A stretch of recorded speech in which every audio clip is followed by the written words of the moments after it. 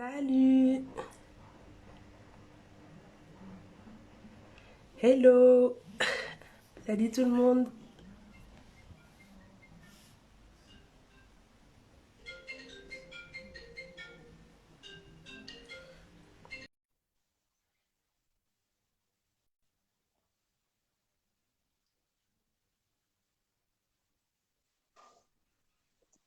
Hello! Hello, Salut Marc!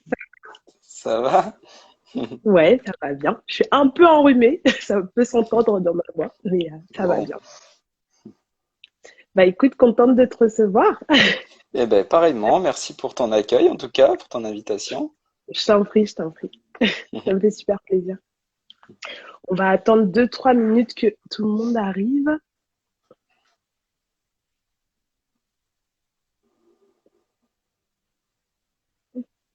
Il y a déjà 13 personnes, ça commence à se Ouais, connecter tout doucement. c'est ça. On va attendre juste une petite minute et puis après on va commencer.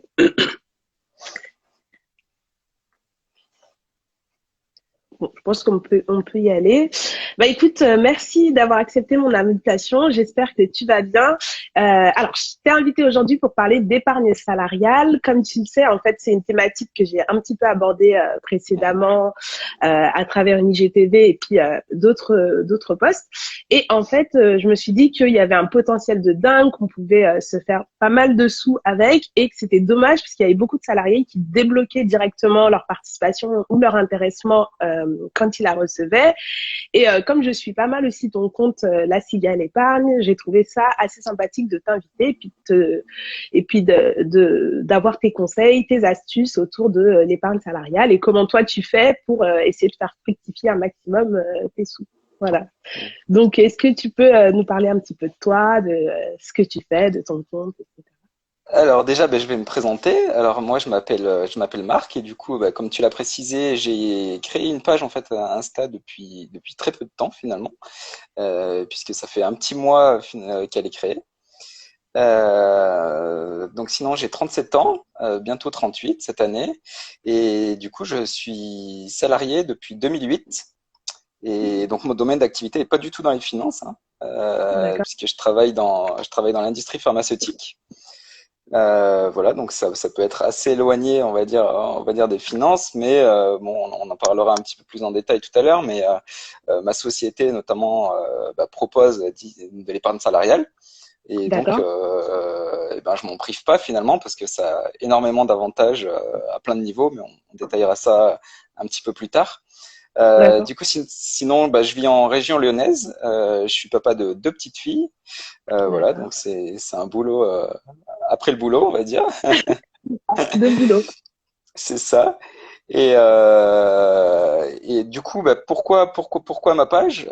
Tout simplement, déjà le fait de publier, c'est pour moi une vraie source de motivation en fait, parce que c'est vrai que sur ma page, je publie à la fois du contenu sur l'évolution de mon épargne personnelle, sur mes D'accord. finances, et du coup le fait de coucher un peu les chiffres sur le papier, je pense que c'est une source de motivation pour moi pour avancer et pour faire fructifier potentiellement ce patrimoine entre guillemets.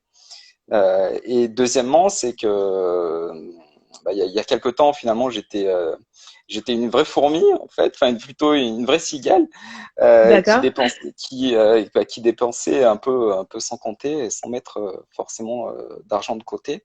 Et c'est vrai que je me suis intéressé il y a très peu de temps en fait aux finances personnelles, hein, pendant le confinement en fait l'année dernière. D'accord. Et du coup, j'ai beaucoup investi en moi, je me suis formé, j'ai beaucoup lu de pages, de blogs, etc. Et c'est vrai que le but de ma page, c'est un petit peu de partager un petit peu des astuces, comment j'épargne, sur quel investissement, etc. Voilà, c'est plutôt des petits tips, ça y est. Ok, super. Et du coup, au niveau de tes objectifs, est-ce que tu as des objectifs? Je sais que certains veulent prévoir une retraite anticipée. Est-ce que tu as des objectifs un petit peu comme ça ou Alors tu... clairement, en fait, si on se fixe pas d'objectif, je pense que il n'y a pas de source de motivation. Donc, j'ai un objectif, c'est potentiellement de prendre une retraite anticipée. Et D'accord, donc, super. Donc, voilà. Donc, est-ce que tu penses que ton épargne salariale va t'aider à atteindre cet objectif? Est-ce que ça fait pleinement partie de ta stratégie? Ah ben je pense clairement en fait ça représente d'ailleurs une grosse part en fait de mon patrimoine l'épargne D'accord. salariale puisque bah, tous les ans du coup je bénéficie d'un certain nombre d'avantages que je place du coup via bah, certains placements dans mon entreprise. Donc oui clairement ça fait partie de la stratégie d'investissement. Ouais. Ok, super. Bah, du coup, ce qui m'a plu vraiment et qui m'a incité à t'inviter, c'est vraiment ton expérience de salarié comme un autre qui a pu par le passé pas trop s'intéresser à ça et puis se mettre à s'y intéresser et montrer à tout le monde bah, que c'est possible et que tout le monde peut se mettre à mieux gérer son argent et puis à avoir des résultats. Et notamment, ce qui m'avait intéressé, c'est un post où tu as partagé ton épargne salariale de Mhm, cette année, un peu plus mhm. de 6 000 € que bah, en faisant les bons choix et les bons placements, tu as réussi à augmenter et faire que ça fasse déjà 9 000 et quelques euros qui étaient placés. Et ensuite, je pense que tu espérais un rendement à peu près 5 à 6% si j'ai bien lu sur le post. Mhm. Ah Non, bah non. alors du coup ouais si on reprend un petit peu les bases en fait de l'entreprise et D'accord, notamment on peut peut-être détailler un petit peu la partie intéressement et participation parce que peut-être qu'il y en a bien sûr. qui savent pas ce que c'est. Donc il faut savoir que déjà que l'intéressement c'est l'intéressement en fait aux performances de l'entreprise. Il faut savoir que c'est pas obligatoire cette Ok, partie-là. Donc toutes les entreprises ne reversent pas un intéressement en fait à ses salariés.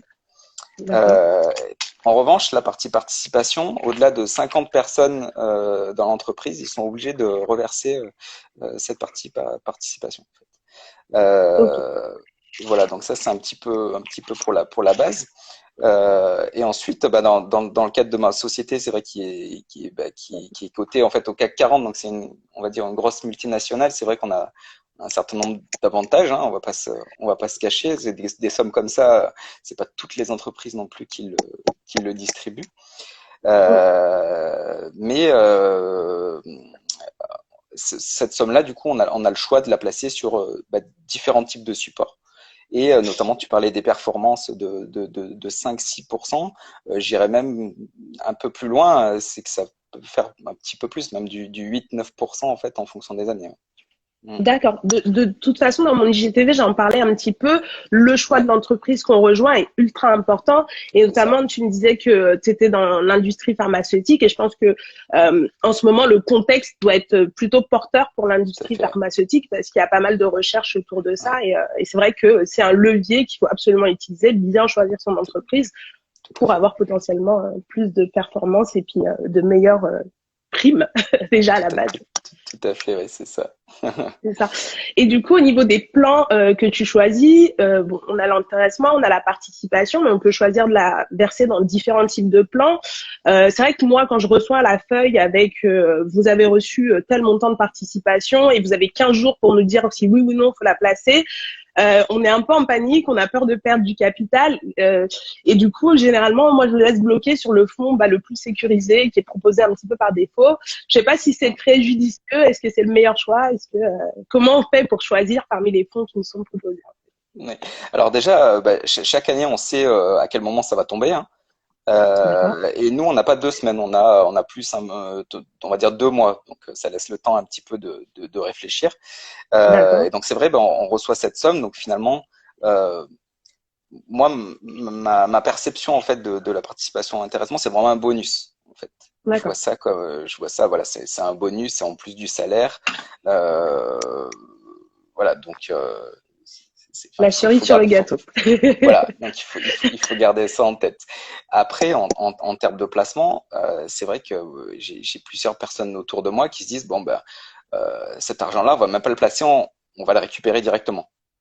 Donc C'est ça c'est ça. une des possibilités, en fait. Oui, Si on prend la somme de 6 000 €, eh ben, on peut très bien retirer 6 000 €, sauf que bah, le désavantage, c'est qu'on est imposé dessus.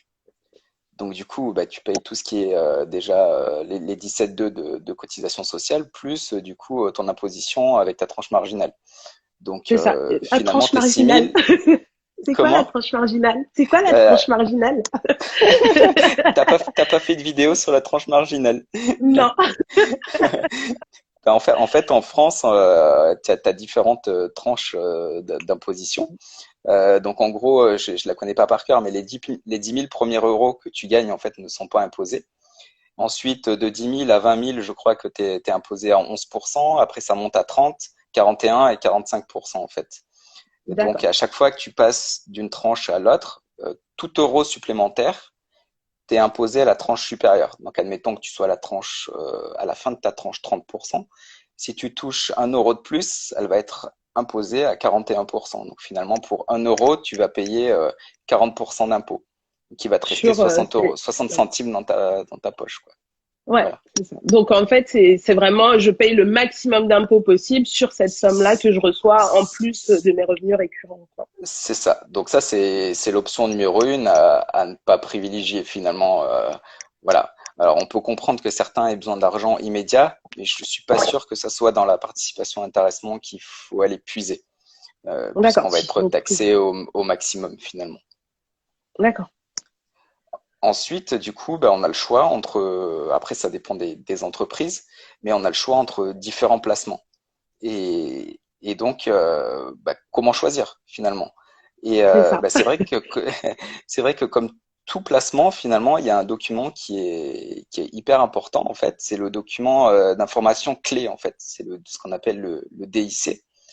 Et en fait, pour chaque fonds, pour chaque action, on a un DIC qui existe et qu'on peut consulter. Et en fait, dedans, on D'accord. trouve énormément d'informations. On trouve tout d'abord, en fait, ben, si c'est un fonds, par exemple, d'investissement, dans quoi ce fonds est investi.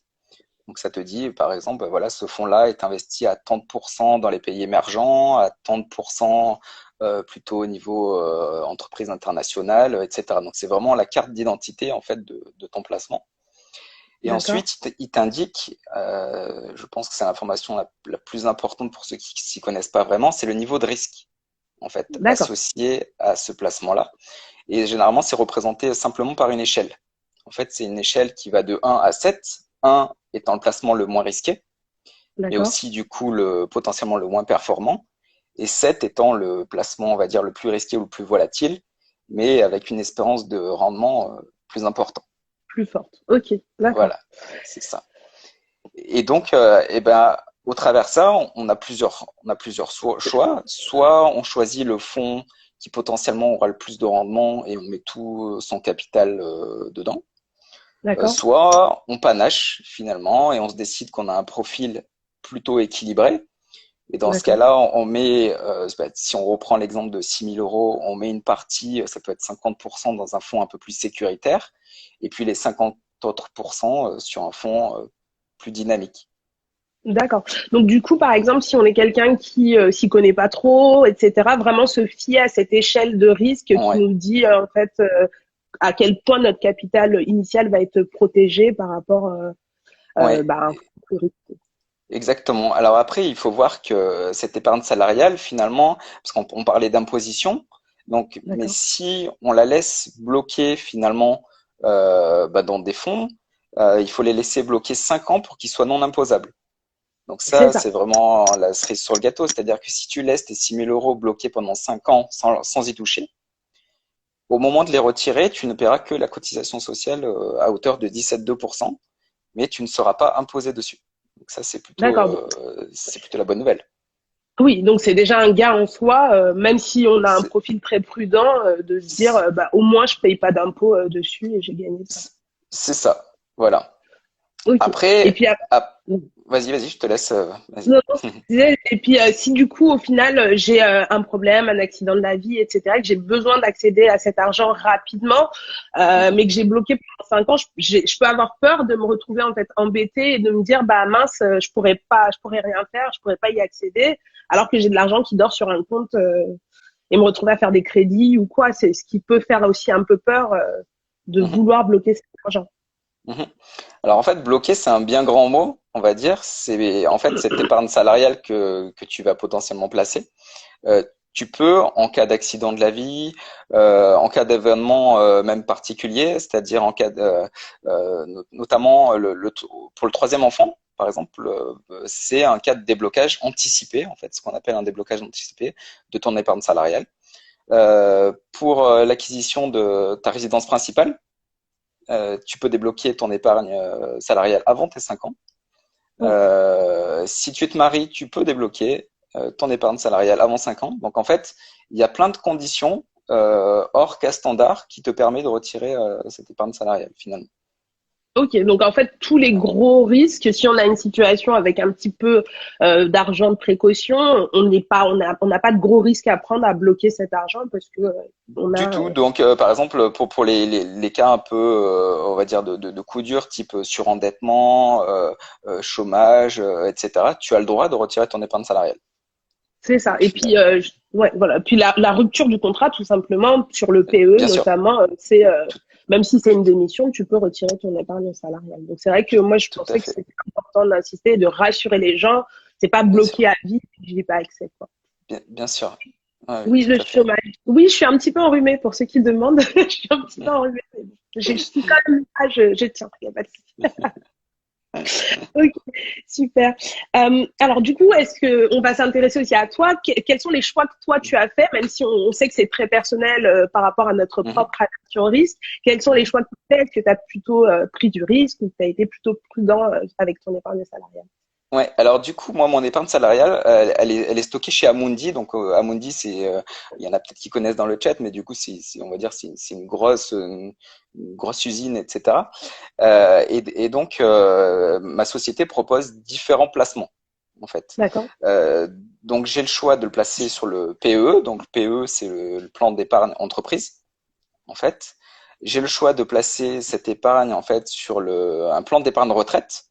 Donc on peut d'accord, entendre les termes PER, PERCOL, PERCO, etc. Mais en fait, c'est un petit peu la même chose. C'est un placement de retraite finalement, mm, un placement long d'accord, terme. Et on a également un compte, on va dire, ils appellent ça un compte d'épargne bloqué, en fait, mais d'accord, avec un rendement, on va dire, au même niveau que le livret A, où tu peux stocker cette épargne salariale là-dessus, en fait. Voilà, c'est un compte rémunéré, on va dire. Donc, c'est les d'accord. trois solutions possibles, finalement. Après, si on parle de mon cas particulier, comme je l'expliquais au début, je considère ça vraiment comme un bonus. Ok, Et j'envisage ça, on va dire, sur le long terme. Donc, même au-delà des 5 ans. Donc, d'accord, partant de ce principe-là, je considère que je peux mettre du risque, en fait, dans ce placement. Et donc, 100% en fait de ce que je touche, finalement, je le place sur des profils les plus risqués, entre guillemets. Voilà, avec le d'accord. plus de rendement. D'accord, parce que j'avais vu un de tes posts notamment où tu parlais de la notion de risque et le fait en fait de voir très long terme, ça a tendance en fait à relativiser le risque qu'on prend. C'est plus quand on est sur une vision court terme qu'on a que peut-être le risque peut paraître plus important, non? Ah oui, Ça- bien sûr. À toute façon, quand on souhaite, si on reprend les bases un petit peu de l'investissement, c'est dans un premier temps constituer ce qu'on appelle l'épargne de précaution. C'est-à-dire D'accord. l'épargne en cas de coup dur, vous avez votre voiture qui tombe en panne, le frigo qui tombe en panne, ou malheureusement vous avez un chômage partiel, etc. Il faut avoir cette cagnotte, on va dire cette épargne de précaution de côté, pour pouvoir puiser dedans en cas de souci. Donc ça, même avant toute chose, avant d'investir, il faut constituer cette épargne de précaution. Ensuite, on D'accord. va dire, il y a l'épargne projet court terme, ou l'épargne plaisir.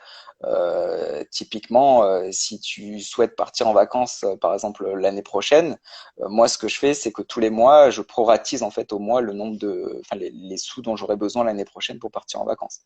Par exemple, si j'ai besoin de 1000 euros à l'année pour partir en vacances, je vais mettre 100 euros par mois de côté en fait. Ça De c'est côté l'épargne. pour ouais, C'est ça. Donc en pour fait, tes tu projets. mensualises en fait pour les projets court terme, etc.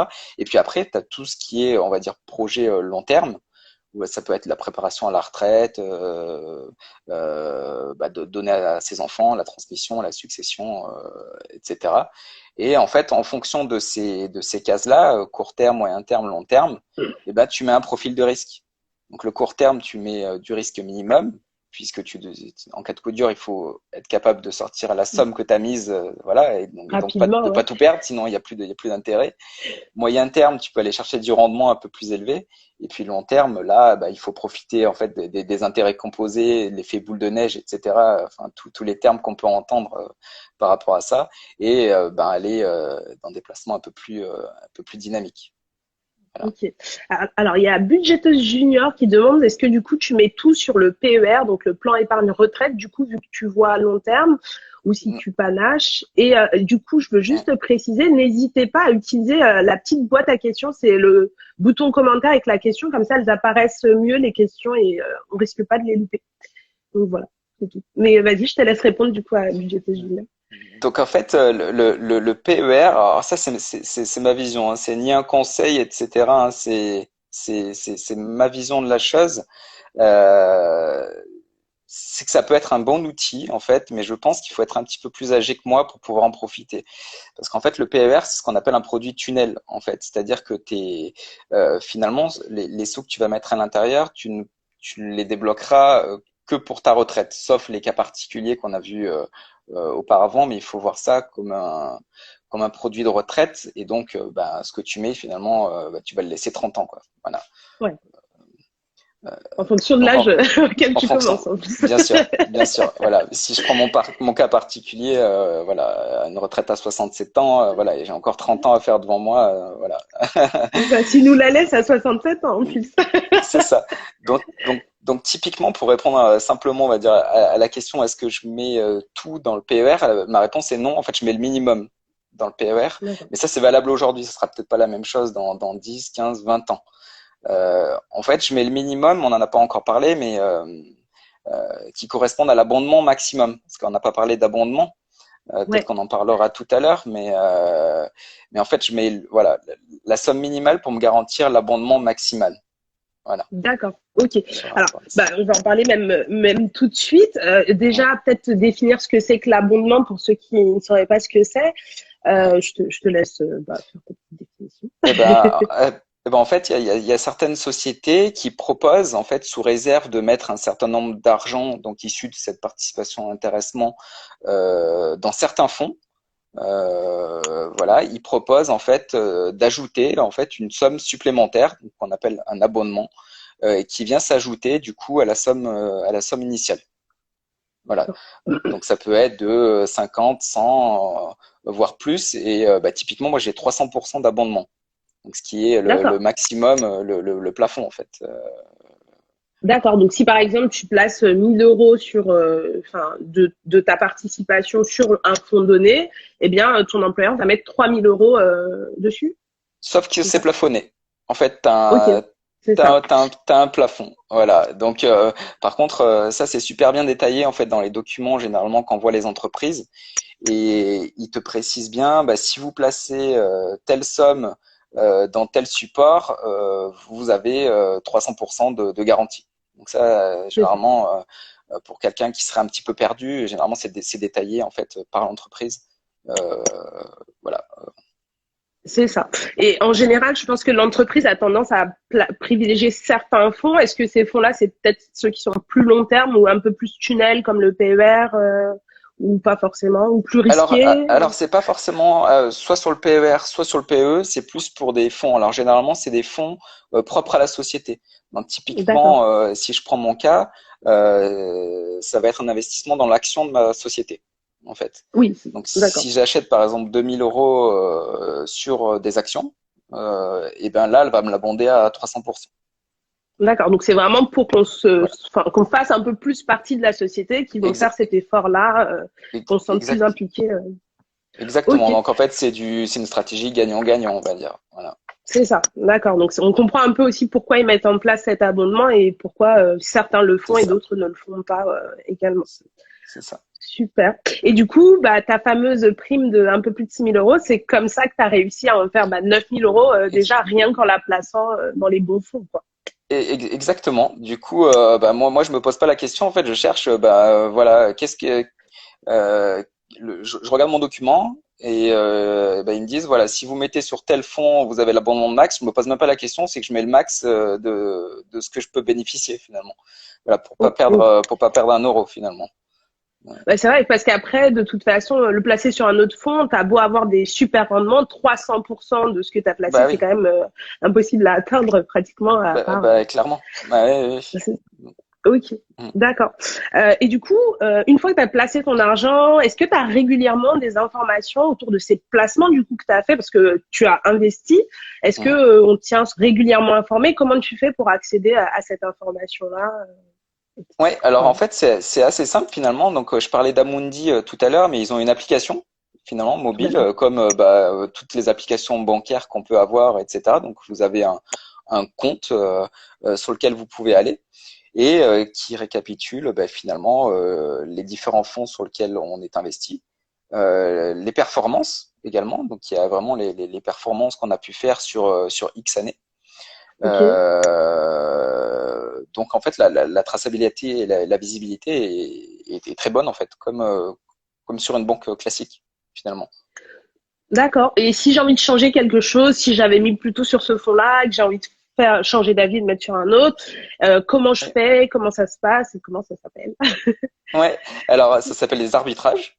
Donc D'accord. en fait, tu peux arbitrer à n'importe quel moment de l'année en fait tel ou tel fonds. D'accord. Typiquement, tu te rends compte que le fonds sur lequel tu avais investi est pas très performant. Ça fait du 0,5, 1%, et tu aimerais finalement un petit peu plus dynamiser ton épargne. Et ben, tu peux sélectionner sur ton application finalement le montant que tu souhaites et l'allouer à un autre placement finalement. Et, D'accord. euh, et il faut savoir que la plupart des entreprises ne font pas payer en fait ces arbitrages qui C'est sont ça. totalement gratuits. Ok. À titre de Voilà. comparaison, vu que toi, tu investis en dehors, sur une assurance vie, un PEA, etc., généralement, est-ce que ces arbitrages-là, ils sont payants? Est-ce qu'on a des frais quand on fait ça ou Alors en fait, certaines assurances vie, ils te garantissent un certain nombre d'arbitrages gratuits, par exemple D'accord. annuellement, et dès que tu dépasses ce nombre d'arbitrages, ils peuvent te le facturer. Voilà. Ok. D'accord. Après, sur les meilleurs contrats d'assurance vie, c'est aussi gratuit, mais c'est vraiment pas sur tous. C'est vrai qu'il y a multitude d'assurances vie qui existent sur le marché, Ouais. et donc c'est très important en fait de bien les sélectionner, voilà, pour payer encore une fois le moins de frais possible.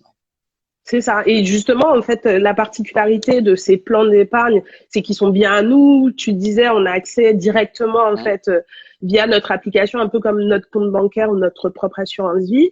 Par contre, ouais, tous les frais, ils sont pris en charge par l'entreprise tant qu'on c'est reste ça. salarié chez eux. Donc, c'est C'est vraiment ça, ça qui rend c'est ça. c'est avantageux. Donc c'est pris en charge à 100%, soit il y a certaines sociétés qui te demandent un petit complément, mais généralement c'est 0,10%, 0,15, enfin voilà, ça vole pas bien haut non plus, hein. Voilà, en tout cas Ouais, c'est donc beaucoup c'est quand plus même, avantageux ouais, que que d'autres placements. d'autres places. Ok, Ouais, super. ouais, D'accord. Donc, qu'est-ce que je voulais te poser d'autre comme question? Euh, donc, non, excuse-moi. Je voulais savoir, est-ce que au niveau des plans que tu as fait, les arbitrages que tu as fait, est-ce que si tu fais des versements volontaires, parce qu'on a la possibilité de faire des mhm, versements bien sûr, en plus, bien est-ce sûr. que tu en fais, est-ce que tu le préconises, voilà. Alors déjà, admettons, en cours d'année, tu te dis, mince, finalement, j'ai pas eu tout mon abondement. C'est-à-dire, tu t'es D'accord? planté peut-être en fait à l'initiale et t'as pas mis assez pour avoir ton abondement maximal. Et ben, tu peux rajouter en fait de tes propres sous finalement, hors intéressement, hors participation, pour compléter en fait et obtenir l'abondement maximal. Donc ça D'accord? c'est plutôt pas mal en fait. Si tu te loupes à l'instant T, il y a toujours moyen de le récupérer par la Un peu suite. plus tard? Ouais. Voilà, un petit peu plus tard. Donc ça c'est plutôt avantageux. Et on parlait du plan d'épargne retraite aussi tout à l'heure. Il faut savoir qu'il y a un avantage en fait sur le plan d'épargne retraite, c'est que les sommes volontaires en fait que tu mets sur ce plan d'épargne retraite, elles te permettent d'avoir une réduction d'impôt en fait. Donc ça D'accord. Donc, sur les impôts que tu payes en ce moment, sur tes revenus. ouais, ouais, exactement. Par contre, il faut savoir tu les paieras à la sortie. Donc, Ok. on parlait de tranche marginale d'imposition tout à l'heure, voilà, le grand mot, etc. Donc, admettons, ta tranche actuelle est à 30%, en fait. Si tu vas verser 1000 euros, en fait, tu auras une déductibilité d'impôt de 30%, finalement. Par contre, D'accord. si à la sortie, en fait, au moment du retrait, ta tranche marginale passe à 40%, et ben en fait finalement c'était pas avantageux parce que tu vas payer 40%. D'accord. Voilà. Après, Donc c'est Oui, vas-y, je t'en En prie. général, enfin, je pense que c'est ce que tu allais dire, mais en général, à l'approche de la retraite, on diminue sa tranche d'imposition. En tout cas, au moment de la retraite. Voilà, C'est ça. en général. Donc là, ça peut être avantageux C'est ça. de, Donc de voilà. faire Bon, des après, versements si volontaires. c'est sûr. Oui, parce que quand je passe à la retraite, mes revenus diminuent, donc j'aurai peut-être beaucoup moins d'impôts à payer C'est et c'est- forcément, c'est un calcul à faire. c'est ça, ouais. Ok. Donc c'est pour ça que c'est très important de tout calculer. Moi, j'adore Excel en fait, et c'est vrai que pour tous les placements, je bidouille dans Excel pour savoir, ben voilà, qu'est-ce qui est le plus avantageux. Enfin voilà, j'adore faire des calculs, etc.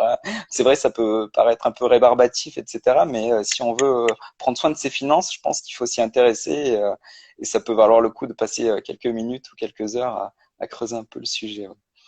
Ouais, c'est ça. Puis de toute façon, enfin, tu le disais avant, tu t'y intéressais pas forcément, et puis bon, ça t'a pris un jour, et puis C'est peut-être que le confinement a aidé, on se repose c'est- plus de questions. Ça, mais je me rends compte qu'il y a de plus en plus de gens qui s'y intéressent finalement, parce que depuis que j'ai créé mon compte, en fait, j'ai plein de demandes sur, bah, c'est quoi l'assurance vie, enfin, voilà, plein de questions de ce type. Ça prouve que les gens, bah, s'intéressent finalement de plus en plus à leur épargne, et je trouve que c'est plutôt une bonne chose. Mm. Bah, c'est ça, parce que c'est vrai que moi aussi, j'aimerais bien me mettre un peu plus dans l'investissement, mais ça me paraît tellement, des fois, un monde, je Ouais, me dis, ah, c'est vraiment ouais, investir. Alors, je me dis mm, que l'épargne salariale, ça a l'air de rien, on investit, mais on est un peu plus dans un cocon quand même assez protecteur, où on peut pas non plus trop se louper parce qu'on a le choix entre certains fonds, on nous explique bien tous les niveaux de risque. mm, Donc, mm. est-ce que tu penses que c'est quand même un premier pas si on n'a jamais investi nulle part, on sait pas ce que c'est un PEA, de Mm. commencer au moins par l'épargne salariale pour commencer à se familiariser avec ça? Ah bah déjà, clairement, c'est un premier pas, puisque finalement, tu y es confronté, en fait, dans la mesure où tu es dans une société qui le propose. Oui, Si c'est ton premier investissement, bah voilà, du coup, il faut pas hésiter à franchir le pas, à y aller en fait, et voir ça comme un premier pas dans l'investissement finalement. Donc ouais, ok. clairement, ouais, oui.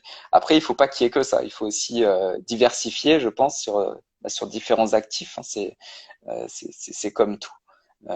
Oui, parce que Il faut diversifier et puis panacher un petit peu le risque en fait. Voilà.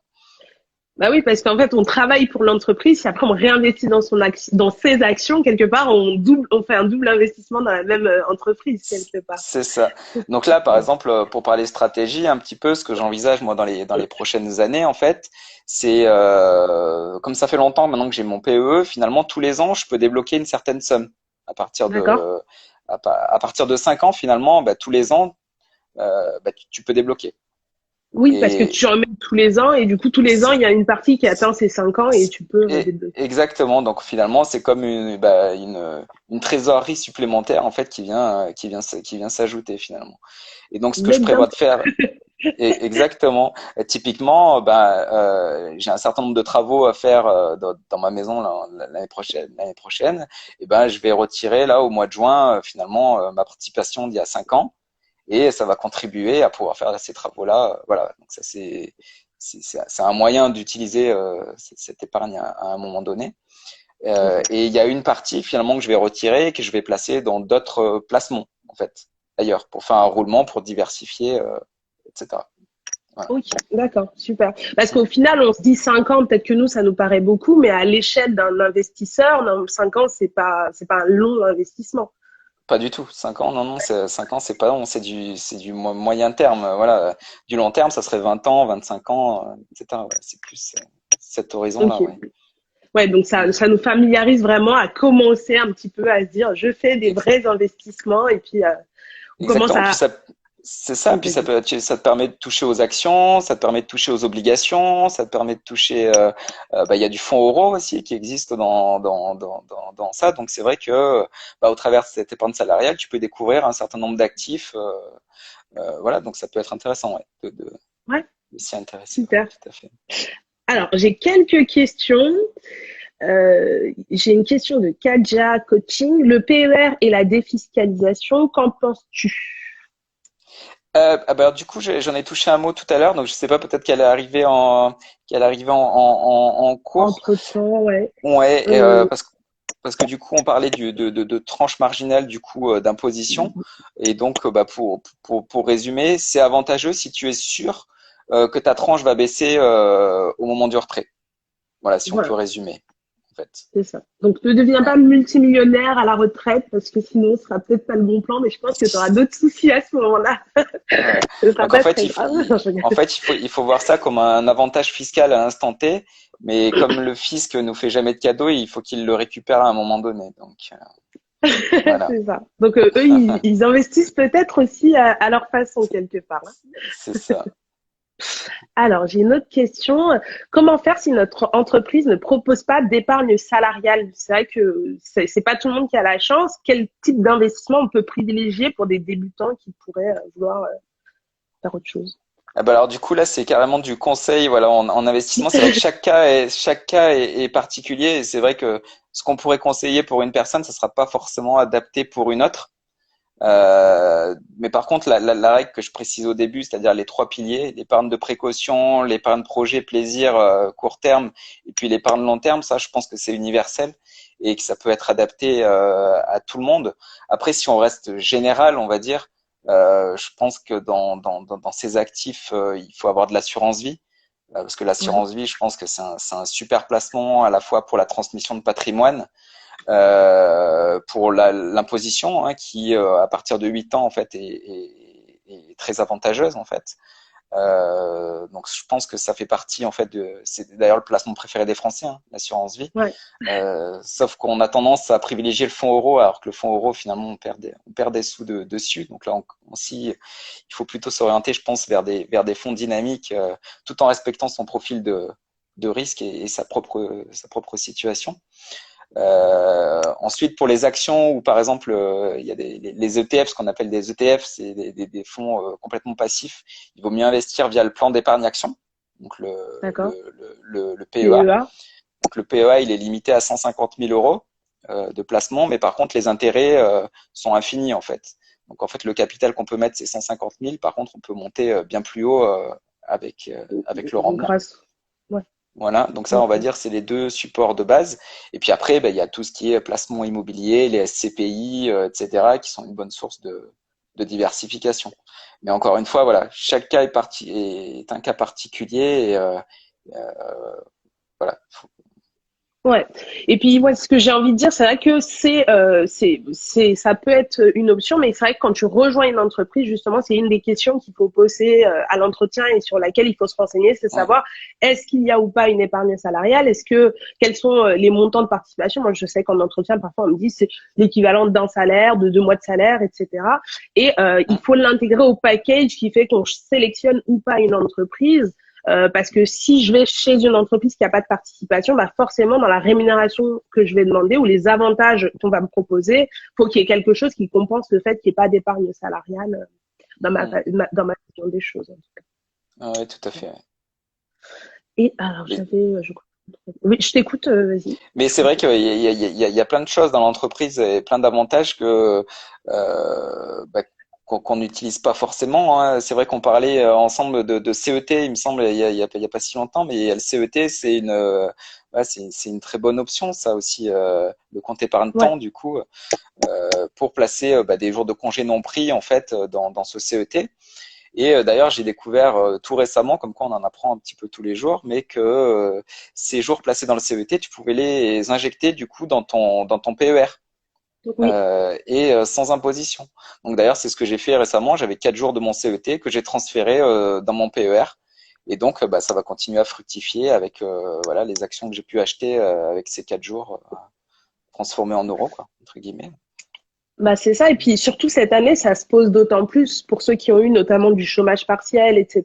Parce que quand on est en chômage partiel, on continue à cumuler des congés payés, on n'a pas le droit de vous annuler vos Tout à congés fait. payés, ce qui fait que bah, pendant une longue période, on n'a pas travaillé, on a quand même eu des congés, et puis quand l'activité reprend, notre employeur il n'est pas très chaud pour qu'on repose des congés, Mhm. on se retrouve avec une grosse banque de congés, bah, mettez-les à fond dans votre CET si vous en avez un, parce que c'est l'opportunité en fait de mettre de l'argent de côté bah, sans s'en rendre compte quelque part. Tout à C'est fait. super. Je ne sais pas si vous avez des questions. Je crois qu'on a fait le tour. Si tu avais d'autres remarques ou des points que tu voulais aborder, Marc. Eh ben, je pense qu'on a fait le tour. Alors après, il faut pas hésiter, voilà, s'il y a un petit peu plus de questions à venir les poser, hein, même je suis prêt à répondre à, voilà, j'ai tel fonds disponible dans mon entreprise, qu'est-ce que tu en penses, etc. Enfin voilà, des choses personnalisées. Il faut pas hésiter à venir les poser en message privé, etc. Je me ferai un plaisir de venir aider voilà, les personnes qui en auraient besoin en tout cas. Parce que je pense C'est que c'est ça. essentiel de bien comprendre dans quoi on investit. Ça, je pense que c'est un petit peu la base. Et puis voilà. Ouais. Bah après, moi, ce que je trouve super en plus sur ton compte La Cigale Épargne, c'est que tu parles vraiment de ton expérience professionnelle, Mhm, personnelle, pardon, excuse-moi, mhm, ton expérience personnelle, et c'est avec les vrais chiffres, donc c'est tout de suite plus concret, c'est plus intéressant parce que des fois, on a la théorie et on voit tout de mhm, suite les résultats et tu fais des simulations. Donc franchement, je vous mhm, conseille d'aller sur son compte mhm. si Merci. ça vous intéresse ou si vous découvrez un petit peu tout ce qui est le secteur des finances. Moi, j'en apprends tous les jours. En tout cas. Merci à tout le monde.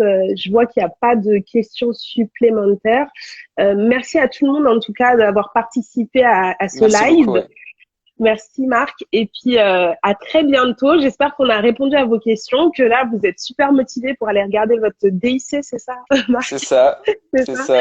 Et Ouais. à faire des arbitrages par vous-même pour faire fructifier et faire plus de sous avec votre épargne salariale. Salut tout le monde. Bonne soirée à Bonne tous. soirée à Mm. tous. Ciao, ciao. Merci.